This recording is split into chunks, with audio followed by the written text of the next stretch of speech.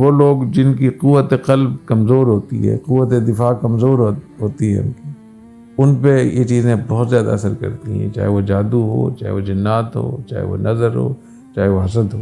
اس لیے قوت مدافعت اور قوت قلب یہ آتی ہے ذکر اللہ سے۔ جتنا آپ اللہ کا ذکر کریں گے، تلاوت کریں گے، اتنی آپ کا قلب مضبوط ہوگا، قوت مدافعت مضبوط ہوگی، اور یہ ایک بہت بڑی دیوار ہوتی ہے ہر قسم کے شر سے بچنے کے لیے۔ دیکھیں قرآن مجید میں اللہ تعالیٰ فرماتے ہیں اذا لقیتم فئۃ فاثبتوا، جب تم کسی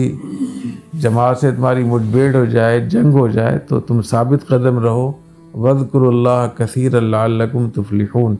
تو تم اللہ کا کثرت سے ذکر کرو، اس سے تمہیں استقامت حاصل ہوگی۔ تو ظاہری جنگ میں بھی استقامت اور قوت قلب اور ثبات قدم و ذکر اللہ سے حاصل ہوتی ہے۔ اس لیے ویسی ذکر اللہ سے قوت قلب اور قوت مدافعت حاصل ہوتی ہے، دفاع ہوتا ہے،